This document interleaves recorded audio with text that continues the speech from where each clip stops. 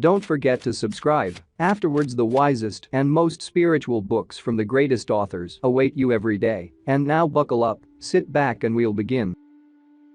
The Tibetan Book of the Dead. Chapter 3. The Tibetan Art of Dying. Introduction. It is important to understand the inner scientific dimension of the Book of Natural Liberation through understanding in the between, in order to approach it practically and use it effectively. The original is useful to Tibetans in two main ways. First, it is considered a scientific handbook on the realities and experiences of death. It provides guidance on what the death process is, how their present actions can affect it, and how they can manage it as it happens. This guidance also helps them understand, prepare for, and manage the deaths of those dear to them. Second, it is considered a guidebook for spiritual practice on two levels. It helps the yogi and yogini develop the abilities they need to traverse the death crisis with skill and confidence, and it gives those who feel unable to prepare fully for death and are not confident of their abilities a religious sense of how to seek help from enlightened divine and angelic beings.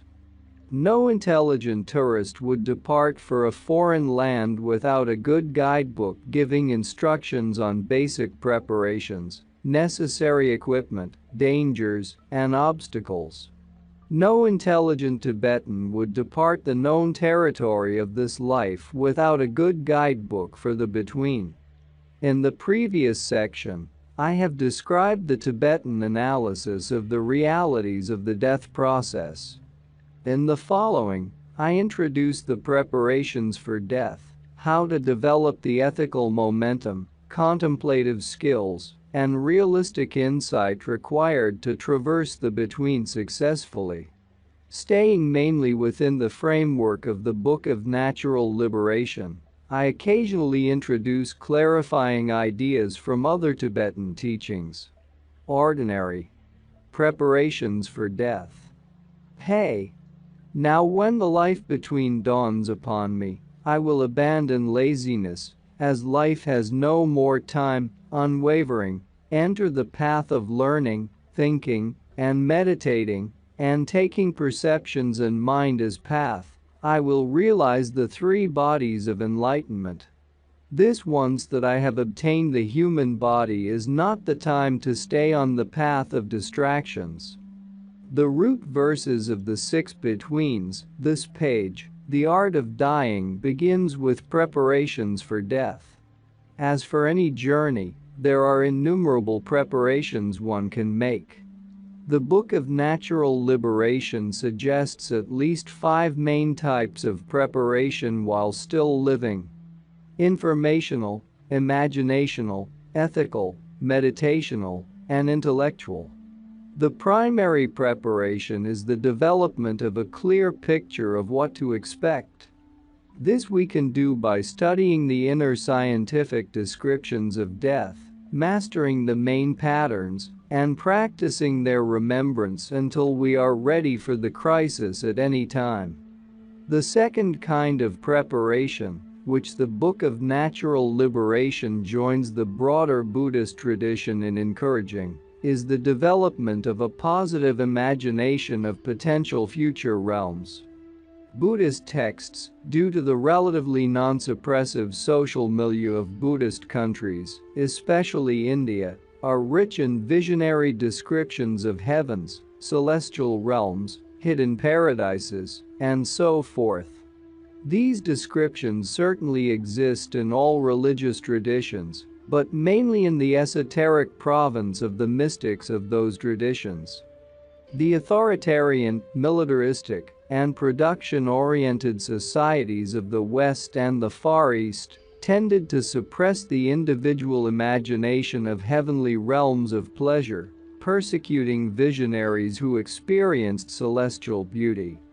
Only in recent times, as modernization has brought greater wealth and a corresponding relaxation of social control to parts of the West and Far East, Has the tight control of the popular imagination been lifted, and secular and sacred arts that open the imagination to bliss have become more widespread?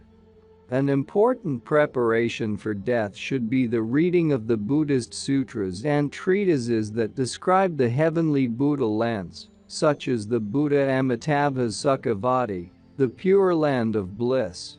A Buddha land refers to the environment of a Buddha, signifying that the evolutionary transmutation of the finite individual into an infinite body of awareness takes the environment with it, so that self and other are indistinguishable. You must have tried to imagine and detail one of the celestial realms described in the sutras for it to mean something to you when, in the Book of Natural Liberation, a particular Buddha is said to emerge from a particular direction to invite you into his Buddha paradise. The Buddha land descriptions are incredibly lush and imaginatively stimulating.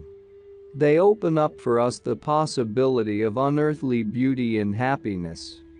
The mere reading about and imagining of these realms will open the imagination to be prepared for magnificence that might otherwise be frightening in its glory. Those with strong roots in other religious traditions should read up on the visions of their own mystics to ready themselves for the extraordinarily beautiful pearly gates of heaven. And the secularists should look into the literature on life after death, especially reflecting on the accounts of those who actually report near-death or post-death experiences. The science fiction literature contains rich descriptions of worlds of exquisite beauty, among the more dramatic realms of danger and adventure. A third type of preparation is ethical. It involves selective management of your living habits in the light of impending death. This need not be a morbid shivering in the corner. It can make you enjoy life more, live it more intensely, bring happiness to those about you. When you die, you will lose not only all your property and relationships, you will lose even your own body. So right now, why not practice a little bit by becoming a bit more detached about all the things you tend to get obsessed about? The three main ethical practices are to build up generosity, sensitivity to others, and tolerance. They are all important preparations for death. They are not directly mentioned in the Book of Natural Liberation because their necessity is taken for granted in Buddhist societies. Western religions teach the same virtues, and secularists can recognize them as common sense, improving the quality of life, as well as preparing for confrontation with the ultimate. Practice giving things away, not just things you don't care about, but things you do like. Remember, it is not the size of a gift, it is its quality and the amount of mental attachment you overcome that count. So don't bankrupt yourself on a momentary positive impulse, only to regret it later. Give thought to giving. Give small things carefully and observe the mental processes going along with the act of releasing the little thing you liked. Practice being more relaxed in your relationships. Remind yourself that you could be dead and not there, and that your main concern for your loved one is their happiness, not just what you are getting out of them. Observe feelings of jealousy that arise for no good reason all the time, and realize how imprisoning they are, how uncomfortable you feel, and how oppressed your loved one feels. Concentrate on actions that make your friends and loved ones happy, really happy, not just superficially entertained. Think about others before yourself. Realize each relationship is temporary, so put as much good energy into it as possible while it is there. Practice being more relaxed about your body. Don't fuss so much about it, wasting time and money on things and treatments you don't really need. Remember, you tend to be most beautiful and dashing when you forget about how you are looking. When you look at yourself in the mirror, remember that you might be dead and your skin turn blue, your lips shrivel, your flesh sag and decompose. Don't dwell on this morbidly, but breathe a sigh of relief that you are alive and well right now. Worry less about minor blemishes. Take care of your body, but don't be obsessive about it. Be sensible but not fanatic. And develop a greater tolerance of difficulties. Don't mind so much if someone hurts you in an accident. Don't be angry with a mosquito if it bites you. It does it by nature. Defend yourself from injury, but don't get carried away. You can practice using pain and hardship to build your tolerance and patience, the better to be able to face greater hardships, but build up bit by bit, as self-mortification tends to backfire, resulting in ever greater self-obsession. The fourth kind of preparation you can make is meditational. While it is good to have a knowledgeable teacher, it is not necessary to go out and join a group, convert to another religion, give up your normal pursuits and lifestyle, and so on. In fact, in any campaign of self-discipline, extreme measures are likely to be short-lived and not to achieve their goals. Previous translations of the Book of Natural Liberation do not give any real way to meditate. The sections translated are those designed to be used right at the moment of death and for some time after. The meditational preparations should be made from the time one first decides it makes sense to do them. Again, the Book of Natural Liberation presupposes that most members of Tibetan society will have some kind of meditation practice, so it does not spell the basic ones out in much detail. The first type of meditation you can begin with is the calming meditation, called unappointedness. You learn to sit comfortably in a balanced position. The cross-legged position is actually quite easy and healthful, but any balanced position will do. You practice in short sessions, 5 or 10 minutes at a time, starting with observing your breaths, counting them, relaxing and calming, letting your thoughts go their own way without dragging you with them. Always stop the sessions while you are enjoying them, never prolong them until you are tired. The idea is to condition yourself to enjoy them and to want to go back to them. Once you have come to enjoy this practice, you can choose a meditation object. If you are a Buddhist, a small image of Shakyamuni Buddha is recommended.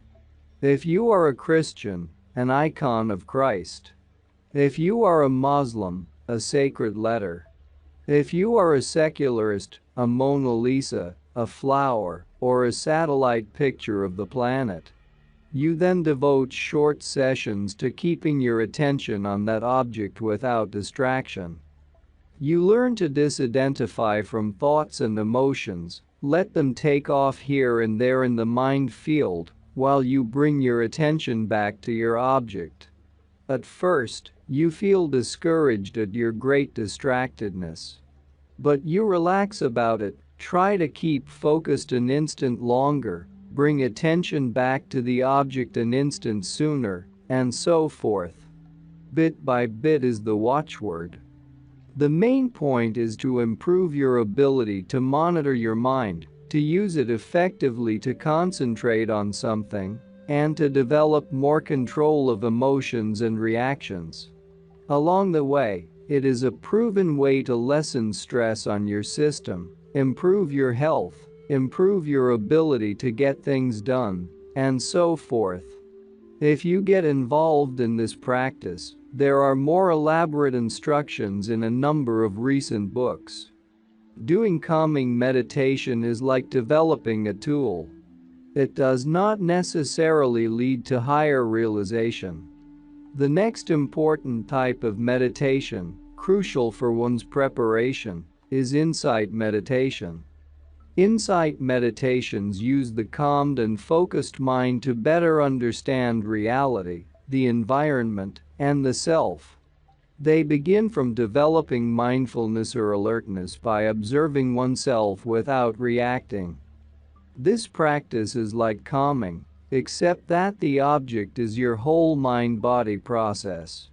You scan over it slowly, observing all that is going on, without reacting to anything.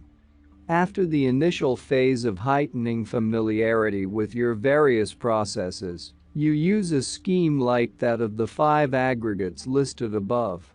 Using such a mental map of your being, you look everywhere for your real self.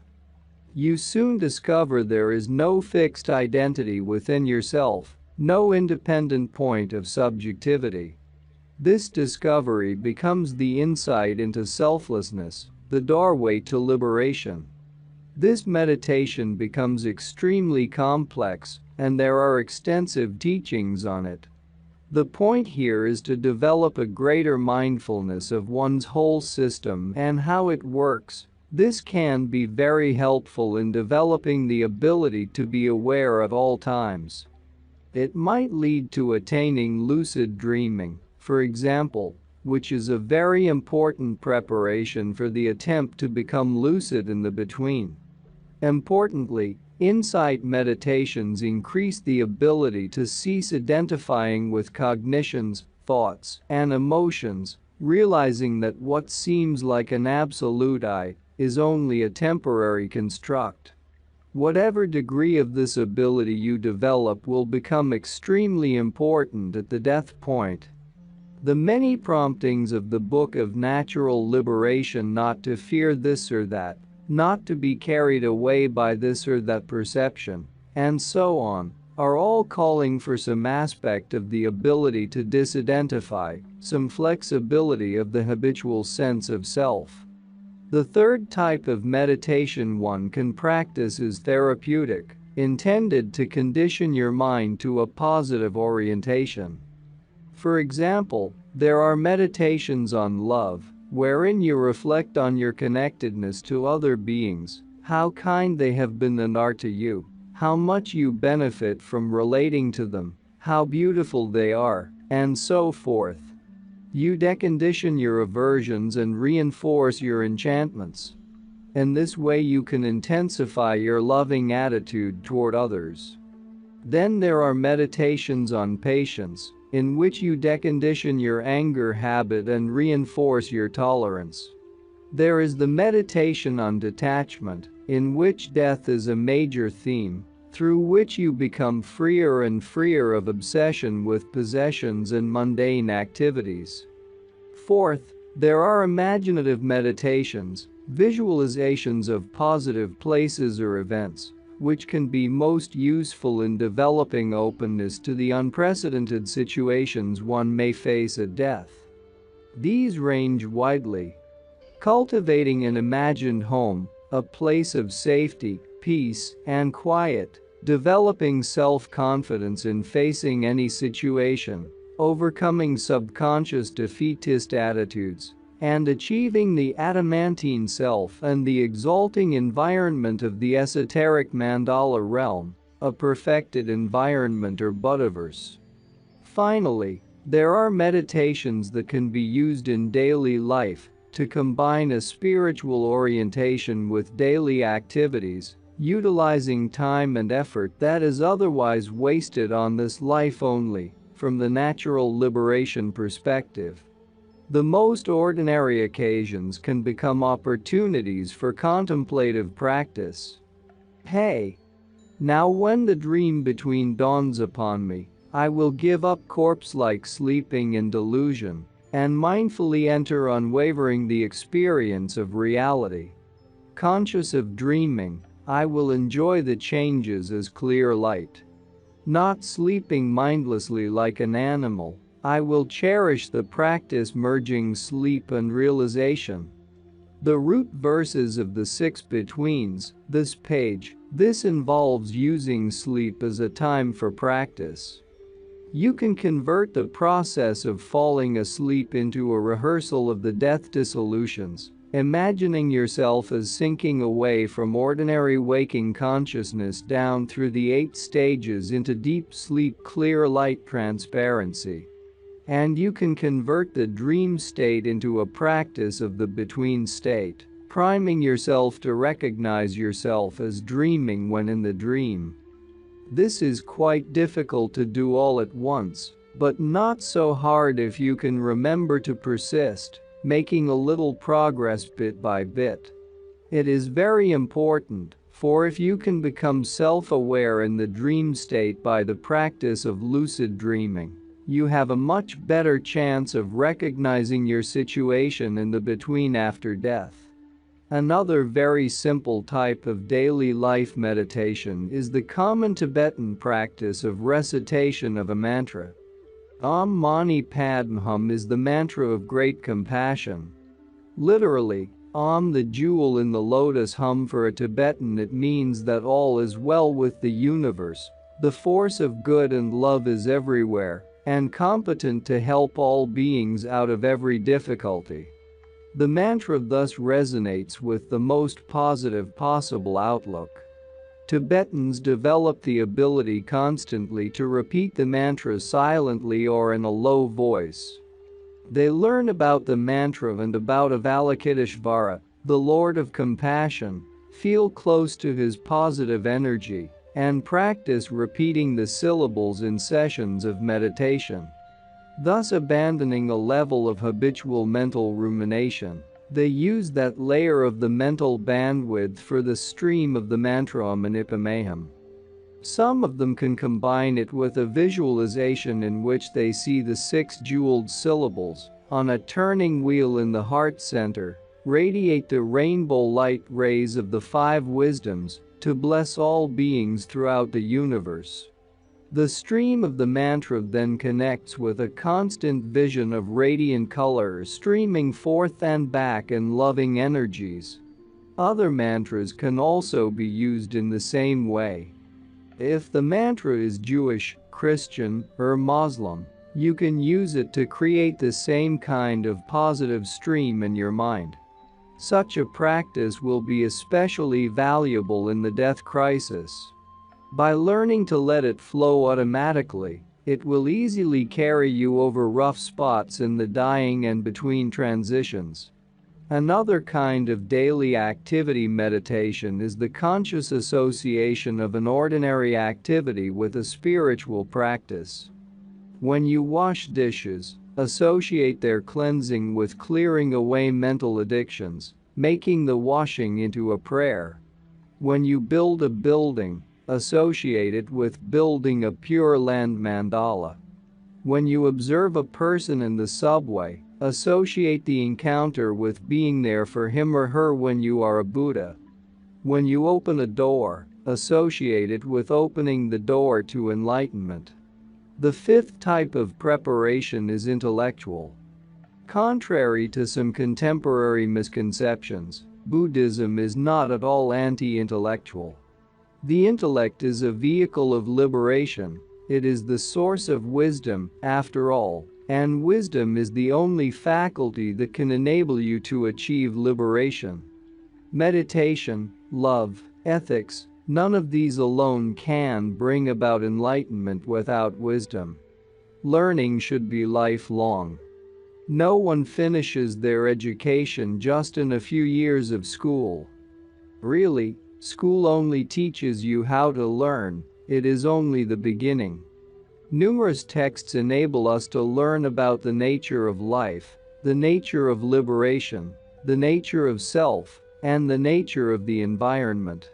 Especially important are the teachings of emptiness, selflessness, and relativity, as well as those on the spirit of enlightenment of love and compassion. Reading the sutras in general also has the virtue of being itself a form of the 3rd type of meditation, therapeutic, as the extensive descriptions therein of the Pure Lands, the inconceivable realizations of the Buddhas and their disciples, all these have an immersion effect on your consciousness. If you are more interested in another religion or philosophy, study its literature regularly, looking especially into its descriptions of death and afterlife, other realms, and the methods of developing the ethical, religious, and intellectual higher self. Secularists can get great benefit from the sciences, especially those that are critical and opening, and from the self-development literature of modern psychologies. Extraordinary preparations. Hey! Now when the meditation between dawns upon me, I will abandon the host of distracting errors, focus in extreme free experience, without releasing or controlling, and achieve stability in the creation and perfection stages. Giving up business, now one pointed in meditation, I won't surrender to the power of erroneous addictions. The root verses of the six betweens. This page, some people will feel so moved by a new consideration of death and the spiritual aim of life that it raises, that they will not be satisfied with the normal preparations just described, which can be integrated within a conventional lay life, focused on family, career, and consumption.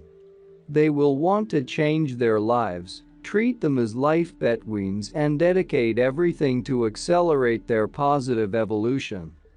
In Buddhist societies, they might become monks or nuns to devote themselves full-time to the pursuit of enlightenment, minimizing their concern for what are called the purposes of this life: family and friends, food, drink, houses, clothes, wealth, fame, power, and other ordinary pleasures.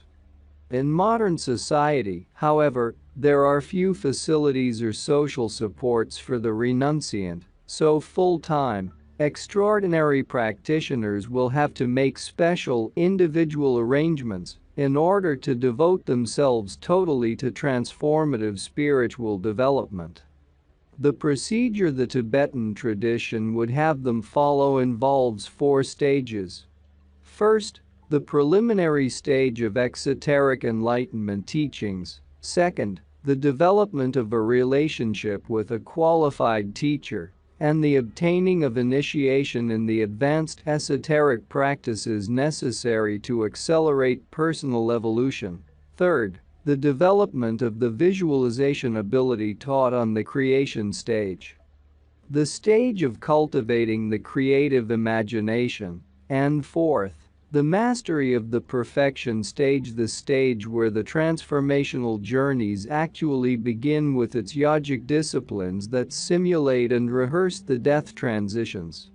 The natural liberation literature only alludes to the first and second of these 4 stages, since it assumes that all Tibetans are familiar with them. In terms of the third stage, it contains an elaborate mandala visualization practice, which I have translated for the first time. See the Dharma practice, natural liberation of the instincts, this page. It does not contain specific instructions for the perfection stage practices, except as embedded in the between process instructions themselves, and in the general Great Perfection philosophy. See the natural liberation through naked vision, identifying the intelligence, this page. However, numerous other esoteric traditions in Tibet contain full instructions on all 4 stages. Most important of these are the unexcelled Yoga Tantras, the traditions of death transcending, transformative discipline believed to derive from the Buddha's esoteric teachings, which were developed and brought to Tibet by the great adepts of ancient India, such as Padmasambhava. The practitioners of Tantra who attained Buddhahood in their ordinary bodies and remained in association with their gross bodies in order to help others attain liberation. Without going into these in great detail, I provide an overview of their main practices to inform you of the full inventory of possible preparations for the voyage of the between. The preliminary stage. This is the stage of the intensive practice of the usual exoteric Buddhist teachings, performed in the context of preparing to embark on the subtle esoteric practice of the unexcelled Yoga Tantras. In most of the Tibetan orders, there are arduous preliminaries to esoteric practice, usually the 400,000s. These are 100,000 each of 4 practices. Formal prostrations. Repetitions of the 100-syllable purification mantra of Vajrasattva, one of the archetypal mild Buddha deities, the archetypal male form adopted by the Buddha when he teaches Tantra, ritual offerings of the entire universe to the enlightened beings, and mentor yoga contemplations. These are usually performed before receiving initiation into any practice. In the Jelic order, a practitioner can be assigned 9 sets of 100,000s. Refuges, prostrations, water offerings, mandala offerings, clay Buddha image making, Vajrasattva mantras, vipurifying mantras, fire offerings, and mentor yoga contemplations.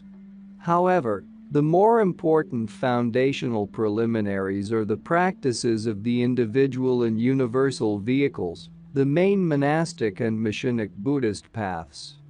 Tibetan masters have specially formulated these into the 3 principal paths to enlightenment. Those of transcendent renunciation, the spirit of enlightenment of love and compassion, and the transcendent wisdom of selflessness. The first is an emphasis of the individual vehicle, the second an emphasis of the universal vehicle, and slightly different forms of the third are the keys to liberation for both. Transcendent renunciation is developed by meditating on the preciousness of human life, in terms of the ocean of evolutionary possibilities, the immediacy of death, the inexorability of evolutionary causality, and the sufferings of the ignorance-driven, involuntary life cycle. Renunciation automatically occurs when you come face to face with your real existential situation, and so develop a genuine sympathy for yourself, having given up pretending the prison of habitual emotions and confusions is just fine. Meditating on the teachings given on these themes in a systematic way enables you to generate quickly an ambition to gain full control of your body and mind in order at least to face death confidently, knowing you can navigate safely through the dangers of further journeys. Wasting time investing your life in purposes that you cannot take with you becomes ludicrous, and, when you radically shift your priorities, you feel a profound relief at unburdening yourself of a weight of worry over inconsequential things. The spirit of enlightenment of love and compassion is the energetic and cheerful aura you create for yourself by shifting the orientation of your life away from self-preoccupation to preoccupation with becoming an enlightened being in order to bring happiness to all others. It is developed on the basis of your astonishing relief and happiness at the initial experiential taste of real liberation from all troubles gained from the first realization of transcendent renunciation. At the beginning, you systematically meditate upon your connectedness with all sentient beings, generating a deep feeling of intimate familiarity with all of them equally. By going back into your infant memories of tender cuddling affection and diffusing that toward all beings, while reflecting on your mutual evolutionary beginningless and personal interconnection. Once you feel close to all beings in such a visionary network of blood and milk connections, you realize how they constantly suffer, life after life. You remember the relief you now feel at the prospect of liberation, and you generate a powerful ambition to liberate them as well. At the conclusion of this meditative process, you lock in this ambition with the heroic vow to serve all beings.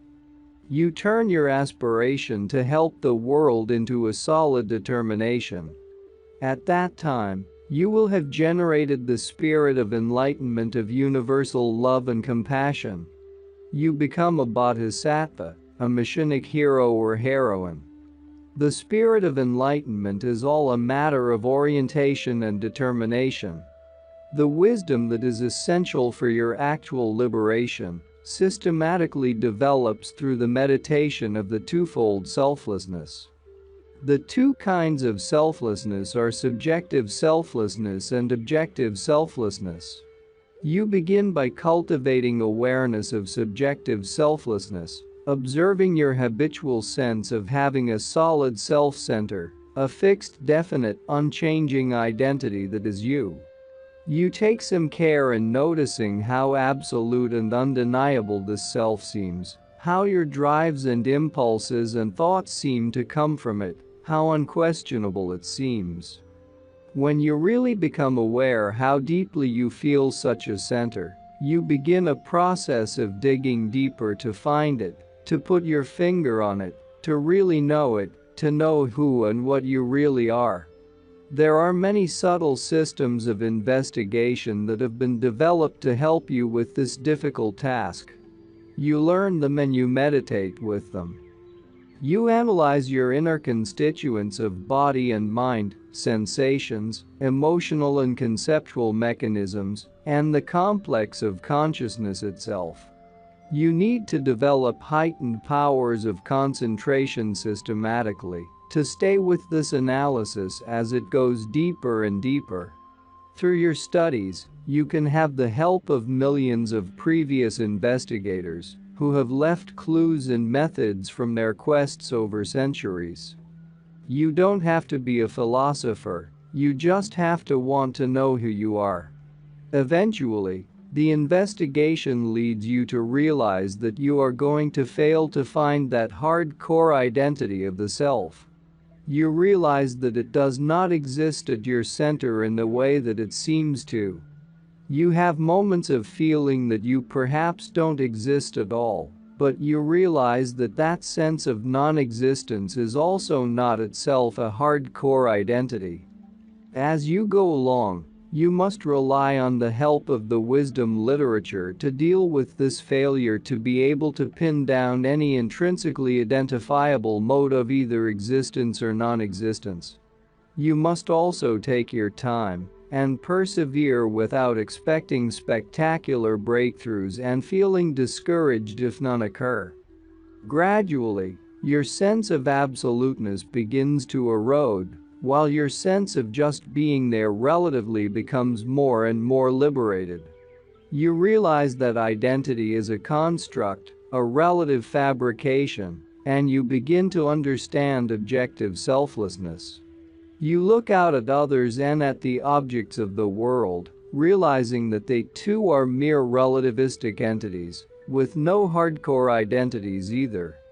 Finally, you realize that this interdependent network of non-absolute, relative beings and things is fluid and malleable, open for creative development. If it's all a mutual construct, let's make it more beautiful. Everything is open for transformation. Once things are not fixed by rigid core structures that constitute their identities, their openness to transformation implies some danger that they can degenerate into negative configurations, causing suffering to living beings.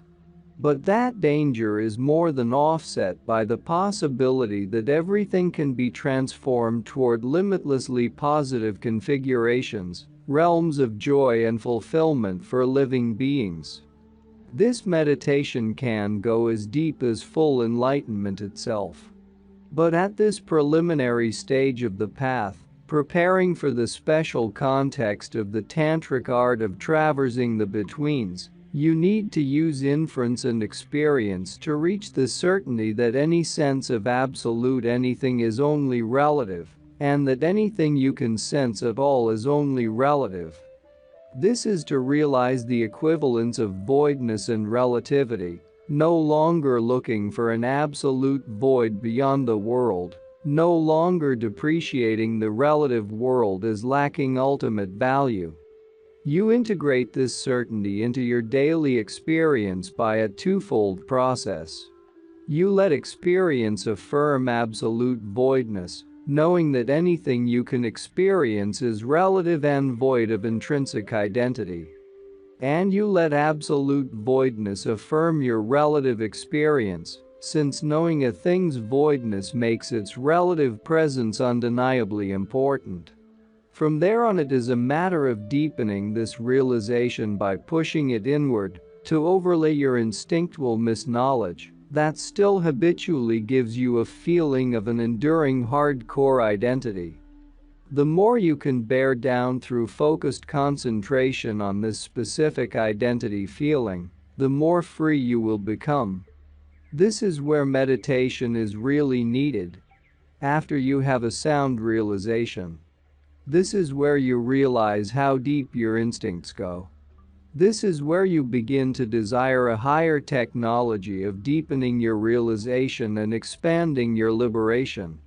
You decide you cannot bear to delay liberation for many lives. You want to complete the process in this one lifetime.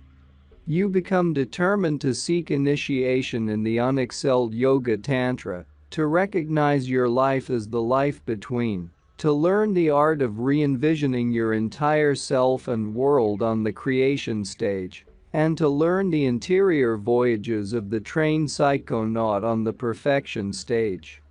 It is not that you seek a different teaching to provide a shortcut previously unavailable, for the wisdom aspect of these paths does not vary, whether viewed from an exoteric or an esoteric perspective. Voidness is the same. But the method is different, the technique is accelerated, the art is more developed. You seek a way of accelerating your evolution, compressing the development achieved through many conscious deaths and many lives of practice into one life, death, and between, if possible, or at most a few. The esoteric subtle practices of the Tantra are thus approached on the basis of an already clear but incomplete understanding, as a method of compressing eons of lives into one life, eons of deaths into one death, and eons of betweens into one between. Mentor and initiation. While it is possible to practice the three principles of the ordinary path from a book, it is considered much more efficient to have a spiritual teacher or mentor to apply the various themes and techniques specifically to you. The teaching of selflessness is made especially easier when learned from a teacher who herself or himself already understands selflessness. Many people will already have a spiritual teacher by the time they get serious about seeking initiation and entering the advanced stages of practice.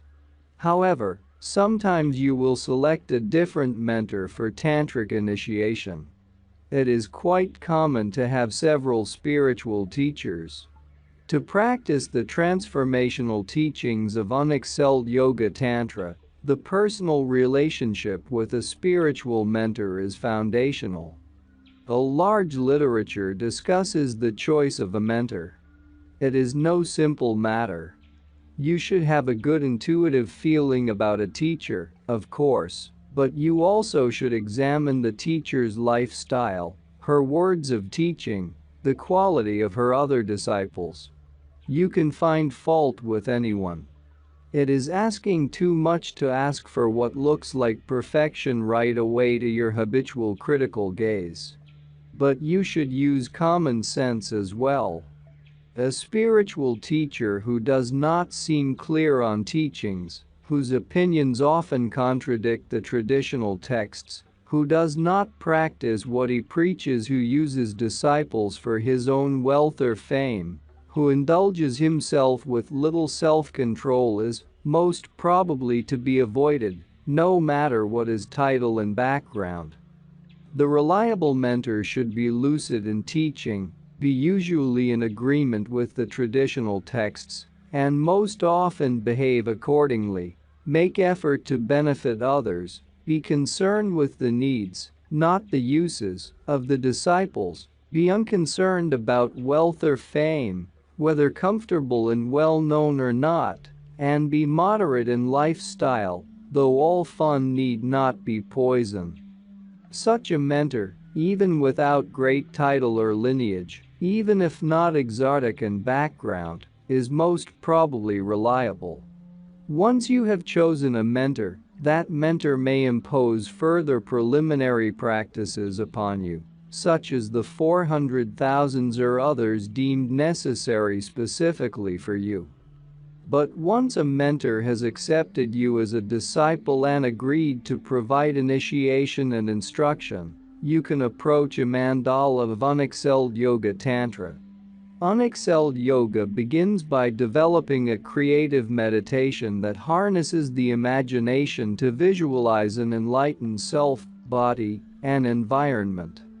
The exercise is to imaginatively transform your ordinary self and universe into what you are taught an enlightened person and environment would be like.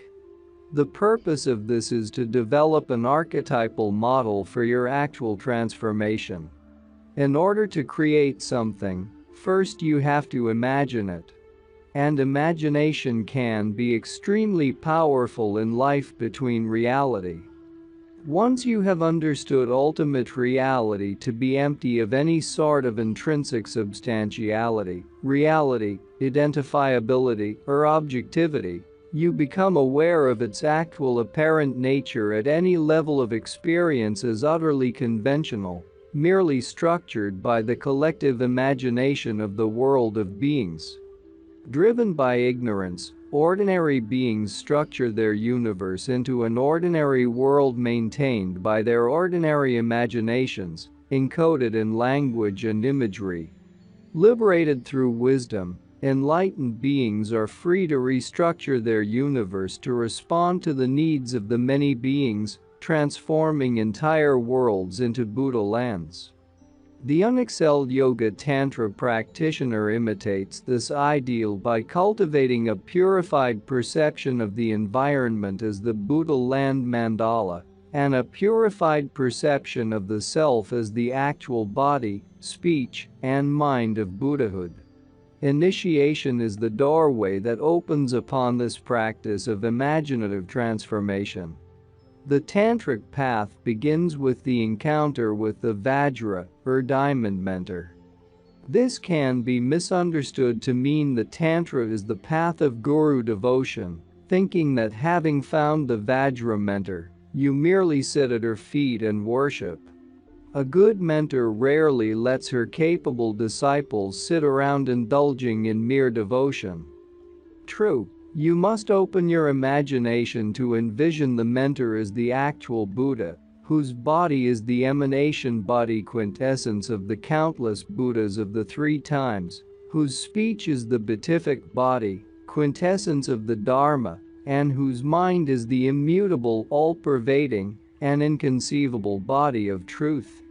You must imaginatively approach the mentor as the living embodiment of the Sangha, Dharma, and Buddha jewels. You must submerge your own imperfect imagination and perception in the mentor Buddha's perfected vision. But then you must immediately adopt the mentor's vision, which sees you yourself as a Buddha, sees your potential as actualized in you. The mentor's enlightened vision is communicated to you through the ritual of initiation, which is a kind of anointment as a Vajra crown prince of enlightenment. You are formally installed and exalted on the majestic lion throne of royal Buddhahood, granted an imaginative foretaste of the goal of your spiritual quest. Such initiation is conferred at the outset of tantric practice as the indispensable entrance, but the first initiation rarely fully empowers the beginner. This is because it requires a highly disciplined visualization ability actually to enter the mandala palace, perceive the building and ornaments in all their vivid details, see the mentor Buddha within, with his or her retinue, and experience yourself as an archetype deity with many faces and arms. The real mandala constitutes its own perfected universe, and is not within the ordinary world. It is an achievement even to glimpse it with the imagination, using the objects, symbols, and personages in the temple where the consecration is conferred. Further, you must understand all the vows and pledges involved in the tantric ethic, and you must have the ability to keep them, which itself requires a high degree of yogic mastery of mind, senses, and body. However, the first initiation empowers you according to your ability and permits you to engage in the study and practice that will enable you eventually to attain full initiation. Initiation rituals are immensely complicated. The unexcelled yoga tantras use four main categories of initiation. The vase initiation, which focuses on the body and empowers you for creation stage visualization practice.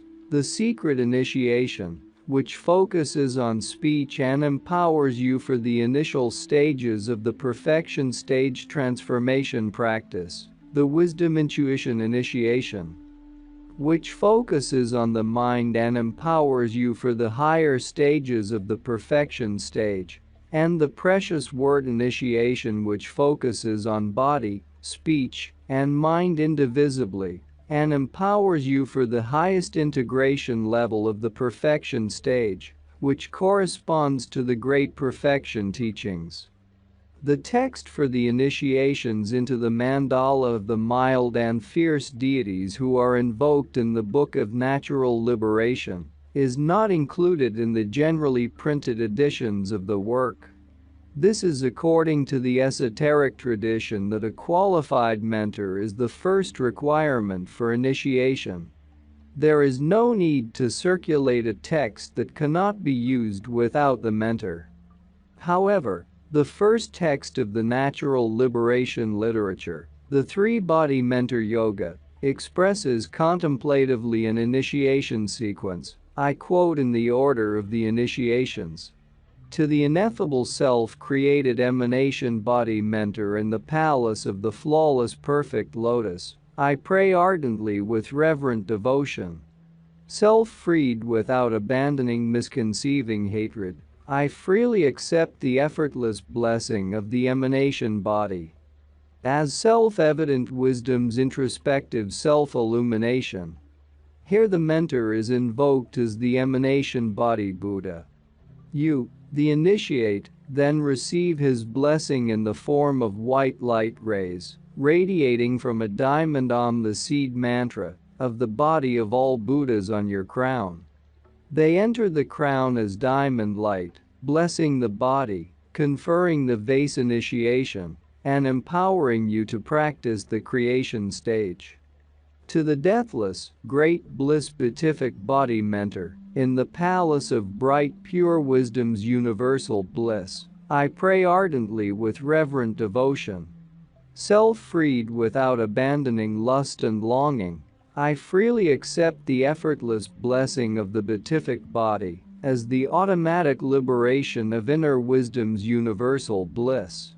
Here the mentor represents the beatific body Buddha, emitting ruby light rays from a red the seed syllable of the speech of all Buddhas at his throat center, which enter your throat center, filling you with ruby light, blessing your speech, conferring the secret initiation, and empowering you to practice the magic body practices of the perfection stage.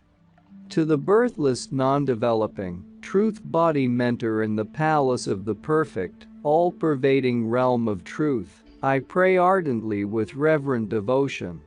Self-freed without abandoning misknowing delusion, I freely accept the perfect blessing of the truth body as the effortless, non-artificial, primal wisdom. Here the mentor represents the truth body Buddha, emitting sapphire light rays from a deep blue the seed syllable of the mind of all Buddhas at his heart center, which enter your heart center, filling you with sapphire light, blessing your mind, conferring the wisdom intuition initiation, and empowering you to practice the clear light practices of the perfection stage. To the impartial great bliss triple body mentor, in the palace of authentic clear light introspection, I pray ardently with reverent devotion. Self-freed without abandoning subject-object dualism, I freely accept the great bliss three-body blessing as original wisdom's three-body spontaneity. Here the mentor represents the Buddha as the integration of all three bodies, emitting diamond, ruby, and sapphire light rays from his Aham seed syllables, which enter your three centers, filling you with red, white, and blue light, blessing your body, speech, and mind, conferring the precious word initiation, and empowering you to attain supreme Buddhahood as perfection stage integration, the Great Seal, or the Great Perfection. The mentor then dissolves entirely into the three light rays and wholly merges within you, and you become indivisible with the mentor. The essential outcome of initiation is that, on both conscious and subconscious levels, you are imaginatively exalted in the actuality of your own potential enlightenment, physically, verbally, mentally, and intuitively. While you may still be far from full realization, your subsequent practice proceeds with that imaginative orientation.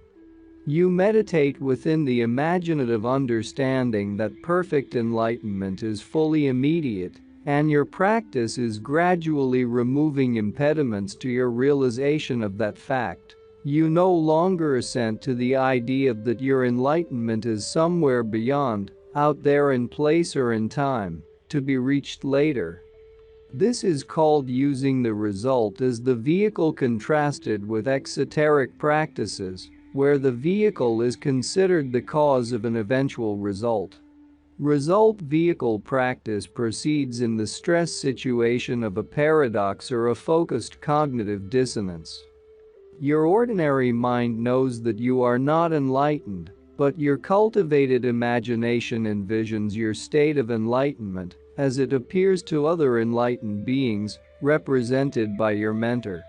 Your visualization of enlightenment thus exerts a powerful critical pressure on your habitual perception of unenlightenment, while both are made more flexible by the awareness of the voidness of both. This special result-oriented approach is important to understand, not to be misled by the great perfection teachings in the Natural Liberation Collection.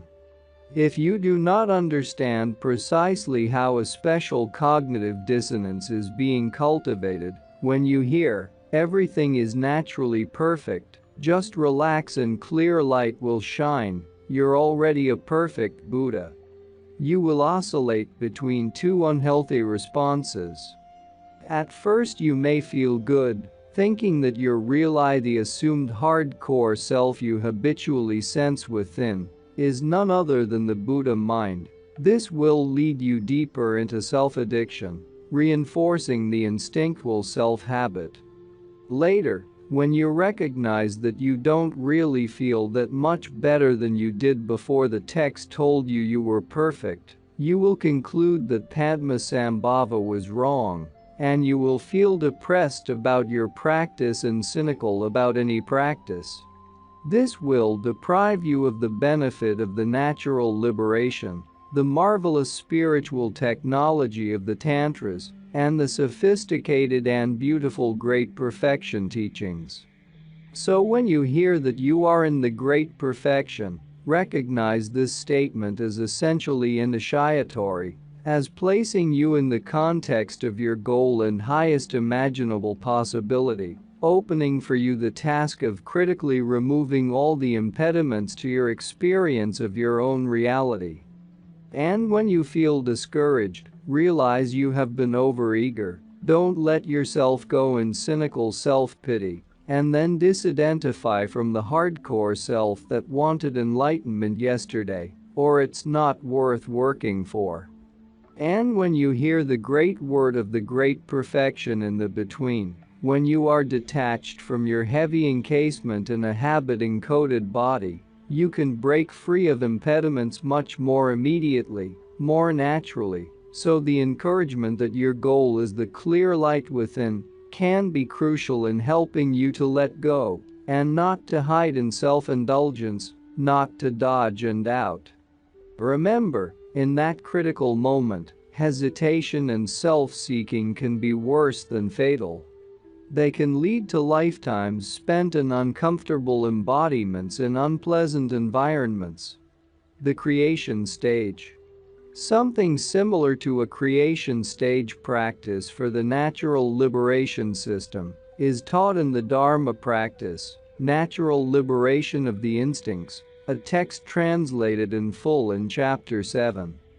The basic goal of the practice is to harness the imagination to transform the perception and conception of ordinariness into the vision and experience of enlightenment. All the elements of the ordinary world, the ordinary subject and the ordinary object are imaginatively re-envisioned as pure wisdom energy. Death, the between, and life are imaginatively converted into the three Buddha bodies, truth, beatitude, and emanation, respectively. The five body-mind aggregates are envisioned as the five Buddhas, and the five poisons as the five wisdoms. Every other being is imagined to be a Buddha deity. Every subtle instinct is imagined a micro-Buddha deity. Every form is imagined as part of the mandala jewel palace. There are different systems of doing this. Since it is a creative, imaginative association that is taking place, it is not necessary to make a rigid correspondence between the impure and purified elements. We will use the system of the natural liberation. The five aggregates of matter, sensation, conception, creation, and consciousness, along with their five poisons hate, pride, lust, envy, and delusion are re-envisioned as five Buddhas and five kinds of wisdom. Akshabhya and mirror wisdom, Ritnasambhava and equalizing wisdom, Amitabha and discriminating wisdom, Amagasiddhi and wonder-working wisdom, and Vairocana and ultimate perfection wisdom, respectively. The most ordinary things and the most negative emotions and notions are associated with specific Buddhas, wisdom energies, colors, precious substances, and symbols, in order to simulate the actual consciousness of a realized Buddha, who actually sees things as configurations of blissful and intelligent energies. You may feel confused, and that feeling of confusion is Vairocana. You may feel angry, and that anger is Akshabhya. The stuff of your body and objects around it are Akshabhya, your sensations are Ritnasambhava, your conceptual cluster is Amitabha, your emotions are Amagasiddhi, and your consciousness is Vairocana. No longer can there be dependency on the mentor, since the mentor has imaginatively been fused with the Buddha deity, and you have also imaginatively become a Buddha deity and a mentor under the pressure of all beings' need for help and liberation. In the initiation, you have been consecrated with the glory and bliss of enlightenment and entrusted with the responsibility of enlightenment to understand the universe and all beings in it, to care for them, and to see to their ultimate happiness. Another way of expressing creation stage visualization is in terms of imagining the five perfections. The perfections of environment, enjoyments, companions, body, and self. The environment is imagined as the mandala palace of Buddha majesty. Any sense of being in an ordinary environment is corrected by such visualization. Enjoyments are experienced by enlightened faculties. Ordinary objects are perceived only by impure habit. Companions may seem to be ordinary beings, but they are actually Buddhas and Bodhisattvas, there to help you realize your own enlightenment. Your body may seem to be ordinary flesh and blood, but it is actually made of the wisdom stuff of all Buddhas. You choose an archetypal Buddha deity to model your self-image upon, assuming a mild deity form if that suits your temperament, or a fierce deity form if you need that to stir up your deeper energies. See glossary under archetype Buddha or deity, this page. Your ordinary self-sense of yourself as an alienated individual is critiqued as an impure self-conception. You now visualize yourself as the manifestation of the diamond of the wisdom that realizes voidness. This is the creative, aesthetic context in which you practice unexcelled yoga. This creation stage is a sustained creative meditation using the imagination to shape the materials of inner vision into a universe of fulfillment. It is structured around the scheme known as the three conversions: conversion of death into the body of truth, conversion of the between into the body of beatitude, and conversion of life into the body of emanation. These conversions emerge from two main foundations: the critique of the habitual perception of the outer environment as the ordinary world of suffering, which leads to the emergence of this world's Buddha land perfection, and the critique of the concept of the ordinary unhappy self, which leads to the emergence of its Buddhahood perfection. These pure perceptions and conceptions are systematically cultivated by the yoga of visualization. A developed pure perception and a Buddha self-image open the door to the outer world of great bliss, where all beings are fulfilled, and to the inner diamond self of selflessness, which is great compassion, actually become able to help all beings through perfect mastery of the cosmic situation.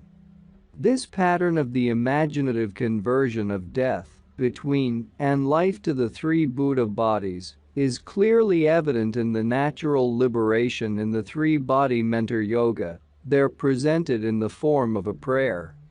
The Dharma practice, natural liberation of the instincts, see Chapter 7, is the closest thing in this literature to a creation stage practice, through the archetypal Buddha deities visualized in miniature mandala patterns in the body of the practitioner, in what is called a body mandala pattern.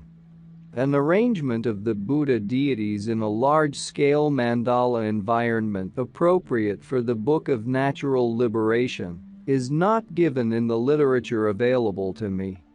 However, based on the Dharma practice, I can construct a standard creation stage practice for the 100 Buddha deities of the natural liberation, in order to give an idea of how to cultivate and practice a greater familiarity with the symbolism of the natural liberation. You sit upon your meditation seat, before an icon of any or all of the 100 Buddha deities, or of the prime Buddha Samantabhadra, or of the original mentor Padmasambhava. You set up a modest altar for symbolic offerings, using little bowls of water, flowers, votive candles, and incense. You place before you a Vajra scepter and a Vajra bell, and whatever other implements you may need. You visualize the entire lineage of Buddhas and mentors as present in the imagined sky before you, from Samantabhadra, all around goodness, Amitabha, and Padmasambhava, right down through history to your own personal mentor. You take refuge in them, invite the 100 Buddha deities, request them to stay with you, salute them, make offerings to them, confess your sins and faults, rejoice in the merit of all others, request the teachings from the Buddhas and mentors, request the teachers not to depart into nirvana, and dedicate the merit of your practice to the ultimate enlightenment of all beings.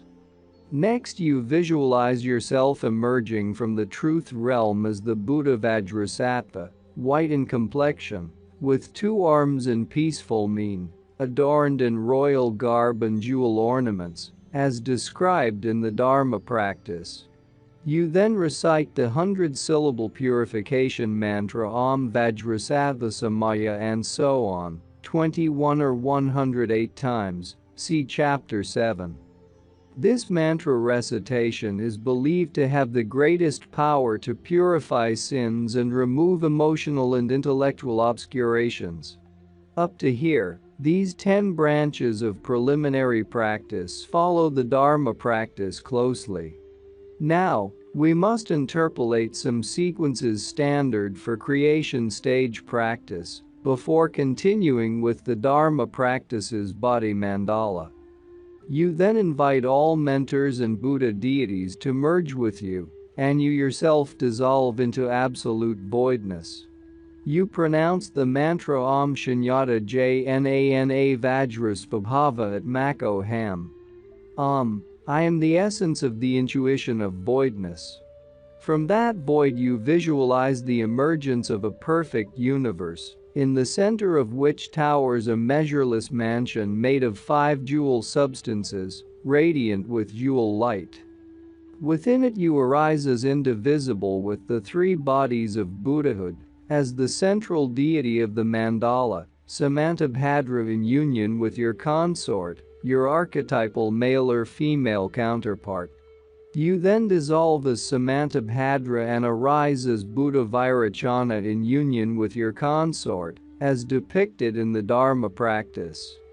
One by one you visualize the Buddhas of the 4 directions, their Buddha goddess consorts, their attendant bodhisattvas, their door guardians, all surrounded by the hosts of Buddha deities. Once you imagine this whole community present within the mandala palace, you invite the real Buddha deities to send wisdom being duplicates from their actual Buddha lands, which merge within the icon you have imagined. Then you visualize yourself and all these deities as receiving consecrations from all the deities of the mandala, who are streaming around you as a vast host of blessing. The overflow energy radiates out from you as rays of blessings to all beings around you in the universe. These beings are drawn into the mandala by the magnetic tractor beam jewel light rays of your great compassion, where they, too, become consecrated, arise as Buddha deities, and stream back outward to establish their own mandalas and bless beings infinitely throughout the universe. You then dissolve again into the body of truth and arise again, now with your body itself containing 2 measureless mansions within it. One at the level of the heart, with 42 lotus moon sun disk seats, and one at the level of the brain, with 58 solar disks. In those mansions you visualize the 100 deities as radiantly present, being your own emotions, instincts, and genetic energies manifest in microdivinity form. From here you can follow the visualization text of the Dharma practice. You visualize each of the deities mentioned in that text, and you see it take its place in your body. At the end of the visualization, you pray that it will emerge during your future voyage through the between to conduct you to liberation, which really means to return you to the deepest essential reality of yourself. At first, this visualization process will seem extremely cumbersome and confusing and frustrating, but persistent, careful repetition will make it seem more and more familiar, until after a few months of practice with the proper guidance from your personal mentor, you will feel quite at home with it. It is mandatory that you consult works of art, any of the exquisite Tibetan Tanka icons that depict these 100 Buddha deities of the natural liberation between mandala, as it is too difficult to visualize them just from verbal, linear descriptions. Finally, this creation stage pattern could be used by non-Buddhist practitioners who seek to mobilize the Tibetan art of dying to prepare for their own between transition, while deepening their sense of contact with the images and deities of their own religion.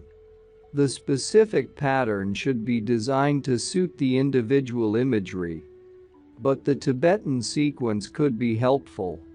An invocation of the deity or deities, the angelic figures, and the lineage of great patriarchs of your tradition A merging with you of these symbols of benevolence and power, a channeling of the benevolence through you toward all others, a locking in of the sense of the presence of the divine within every aspect of the body, the mind, and the ordinary world, a focus on the sense of complete calm and the divine reality of peace and love, a prayer for the deities chosen to appear to you at the beginning of the between, and finally a dissolving of the purified universe within a renewed ordinary, but fortified, person and reality.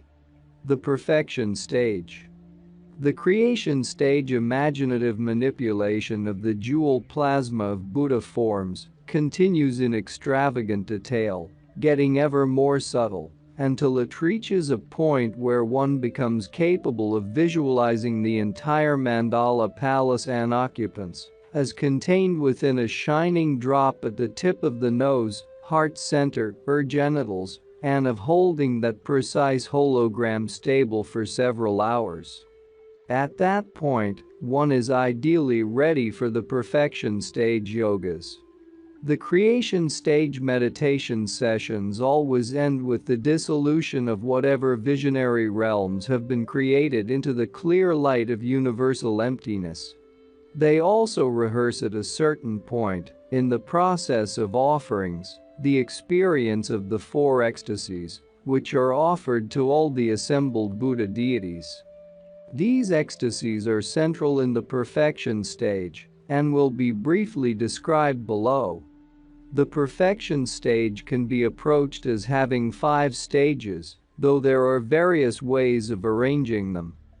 These stages are called 1. Body isolation, isolation of the body from all impurity of ordinariness. 2. Vajra repetition, isolation of speech from the ordinary, by the unification of energy, wind and mantra. 3. Mind isolation or self-consecration, full dissolution of all energies and structures of consciousness into the central channel, and aerosol of the subtle energy body as the magic body. 4. Clear light. Repeated voyaging of the magic body through the clear light reality, which deepens the experience of non-duality. And 5. Integration, perfect Buddhahood as the indivisibility of clear light body of truth, magic body of beatitude, and the former ordinary body as body of emanation. There are numerous tantras used in the different Tibetan Buddhist orders, all inherited from the creative pioneer work of the great adepts of India. Each one has its own way of understanding and expressing the path, the creation stages, the perfection stages, and the final goal itself, Buddhahood. All these tantras emerge from the same path of transcendent renunciation, the enlightenment spirit of universal love, and the wisdom of selfless voidness. All of them accelerate the deepening of wisdom and the development of compassionate evolution to make possible the achievement of Buddhahood within the single well-endowed human lifetime. All of them employ the imagination to approximate the goal state and reach it more quickly. All of them mobilize the subtle mind as great bliss wisdom to realize ultimate reality and shape its energies for the happiness of all beings. That they present the process of achieving this one goal of supreme integration of Buddhahood variously as great perfection, great seal, bliss void indivisible, and so on, is a difference of conceptual scheme and terminology, not a difference of the path or its fruition. The creation stage terminates in a preliminary form of body isolation, which occurs when your body becomes isolated from all ordinary appearances and self-images.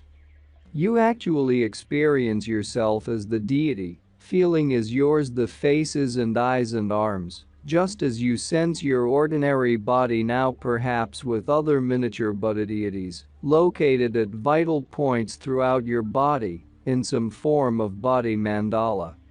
This is still a gross level, though blissful, of body perception.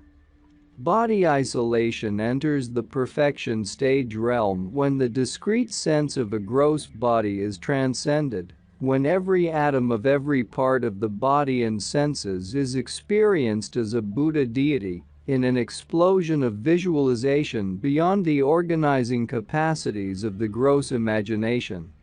The model of the body is no longer anthropomorphic, the subtle body being perceived as nerve channels, neural wind energies, and subtle drops.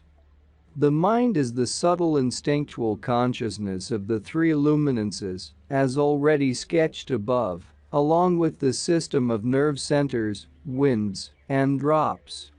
The mandala palace and deity body visualizations are gross imagination patternings, which are intended indirectly to open up internal sensitivities in the subtle body mind. The perfection stage consciously pursues this internal opening process. To refer back to the scheme of the gross and subtle body mind described above, see this page. The neural wind energies are enumerated as tenfold. 5 main energies: vital, respiratory, digestive, muscular motor, and evacuative, and 5 branch energies that power the 5 senses. These are now perceived as Buddha deities.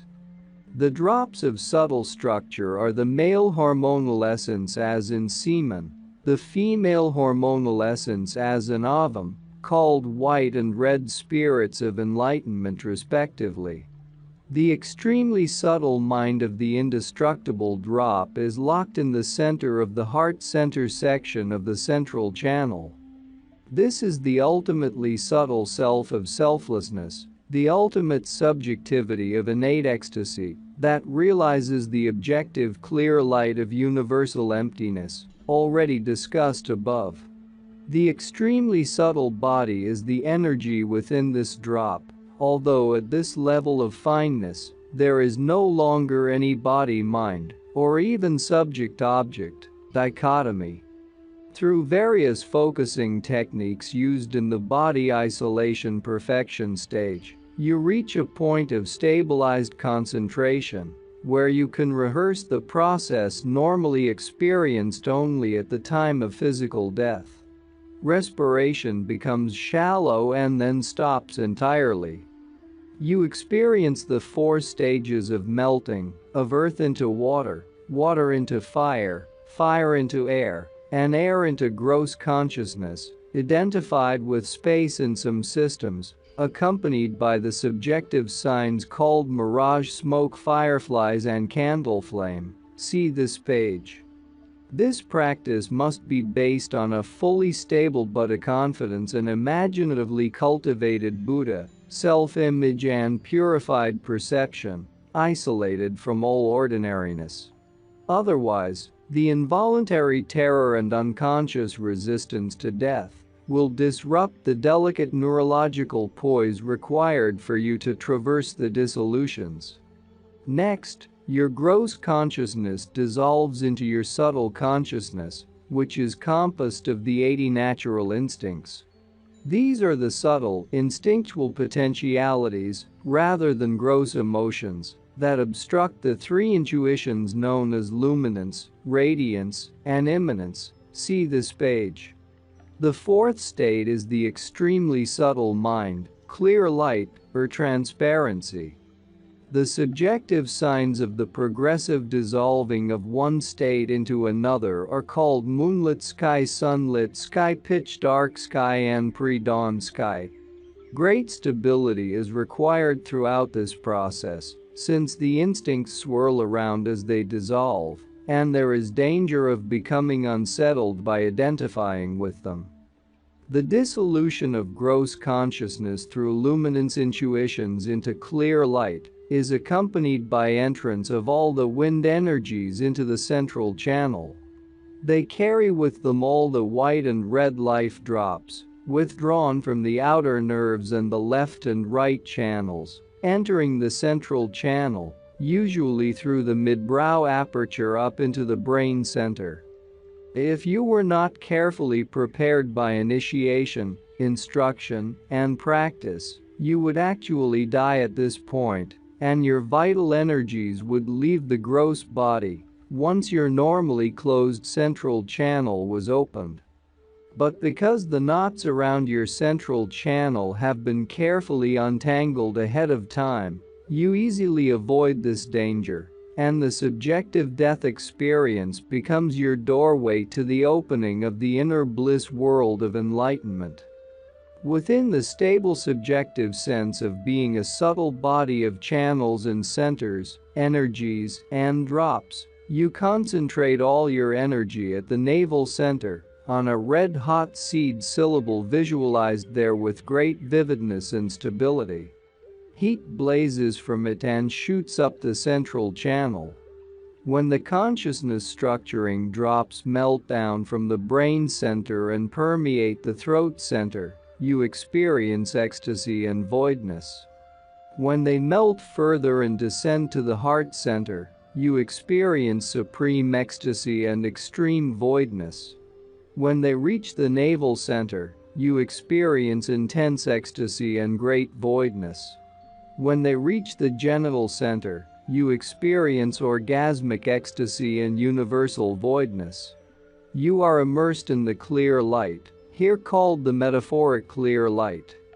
You then experience the four ecstasies and four voidnesses in the reverse order, as the energies and drops move back up gradually through navel, heart, throat, and brain centers, where reverse order orgasmic ecstasy merges with universal emptiness a second time.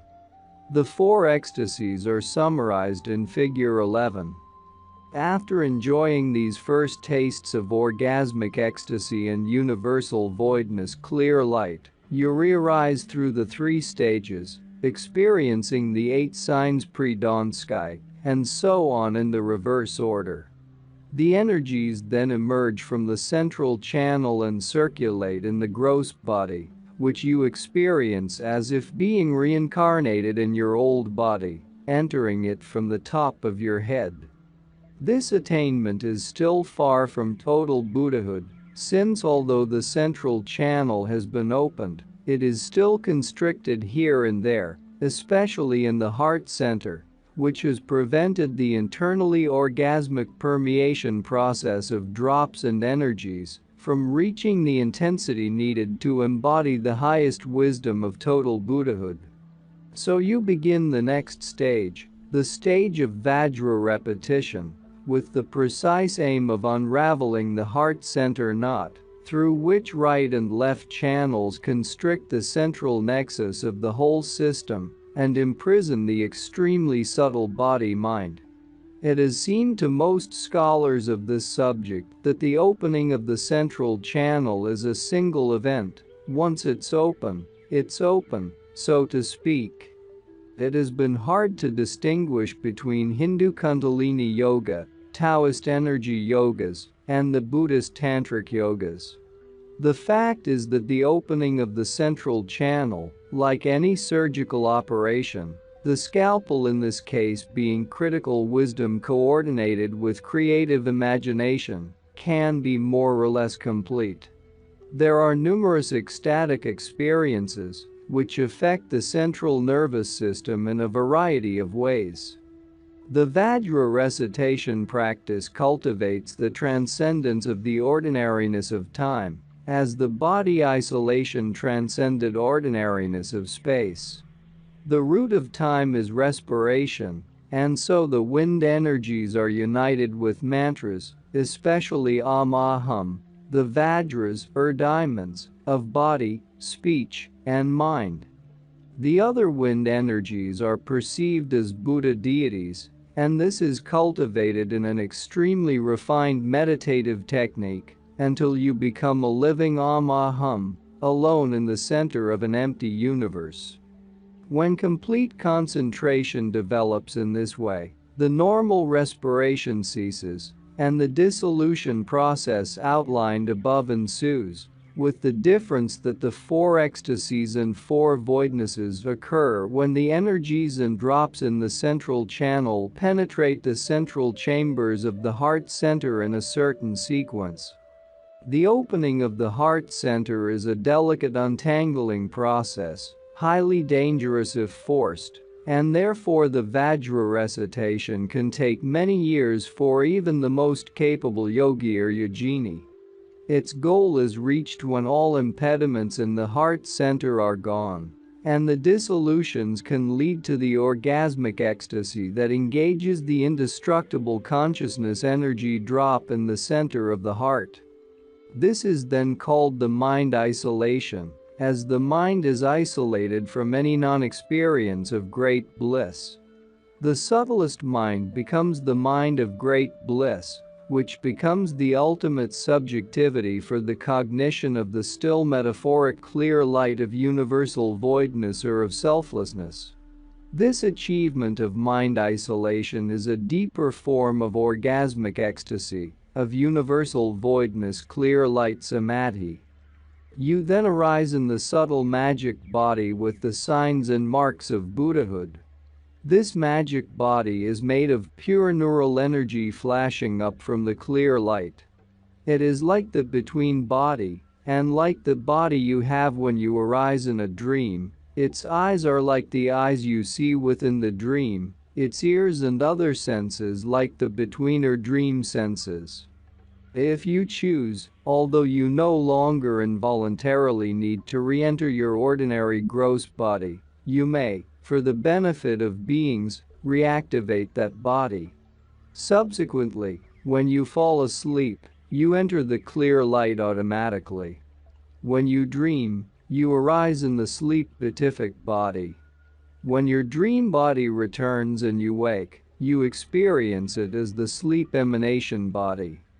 If you decide to leave your ordinary body due to some circumstance, you will employ the dissolution and aerosol processes to achieve the death body of truth, the between body of beatitude, and the reincarnation body of emanation. Self-consecration proceeds from mind isolation's opening of the heart knot, which brings the extremely subtle body-mind of the indestructible drop into play as the ultimate subjectivity of orgasmic ecstasy for the ultimate objectivity of the clear light. The practice proceeds with the inner condition of the dissolution compression process and the outer conditions of union with a consort. Respiration ceases, the 8 signs emerge, the emergent and reverse orders of 4 ecstasies and 4 voidnesses are experienced. Now, when resurrection from the clear light occurs, the subtlest subjectivity controls the neural energies as the 5-fold rainbow light rays of the 5 Buddhistoms and shapes them into the actual magic body. It is technically called impure at this stage and is described by 5 similes. Dream body, Vajrasattva's mirror image, moon in water, phantom, and bubble. It is a dream body in that it exists as if apart from the gross body, emerging from it yet re-entering it. It is like Vajrasattva's mirror image in that it appears with the 112 superhuman signs. It is like the moon in water in that the one moon appears wherever there is a body of water to reflect it, as the magic body manifests wherever beings need it. It is like a phantom in that it appears substantial yet lacks any substantiality. And it is like a bubble in that it irrepressibly bubbles forth from the clear light ground. The 4th stage, clear light, ensues after 6 to 18 months of practice of the 3rd stage of magic body. You constantly immerse yourself in clear light, returning to your gross body, teaching beings, developing the field of beings in society, and so forth. The depth of the immersion increases, and finally you reach the actual, objective clear light, no longer the metaphoric clear light. In the objective clear light, your 3rd stage magic body emerges like a rainbow fading in the sky, attaining the irresistible path that directly remedies addictive obscurations. You have the usual series of ecstasies and voidnesses. At the moment of emerging from the objective clear light into the reverse order, immanence intuition, you become a saint, gain the pure magic body, gain the liberation path abandoning the emotional obscurations, and achieve the learner's integration. The fifth stage, integration, is accomplished after further immersion practice conquers the intellectual obscurations, the obstructions of omniscience that prevent even the highest bodhisattva from understanding perfectly all the levels of causality of the superficial worlds of living beings, hence impede his or her mastery of liberative art. This integration is the integration of the pure magic body, the perfection of compassion as orgasmic ecstasy, with the objective clear light, the perfection of wisdom as universal voidness intuition. The great Indian adept Nagarjuna's The Five Stages describes integration, my translation. Abandoning the two notions of the samsaric life cycle and the nirvanic liberation, there, where they become the same, that is called integration. Knowing the addictive and the purificative both as the absolute self, who knows them as just the same, knows this integration. Knowing wisdom and compassion as the same, who acts in such a way is said to have attained integration. Freedom from the two notions of subjective selflessness and objective selflessness is the nature of integration.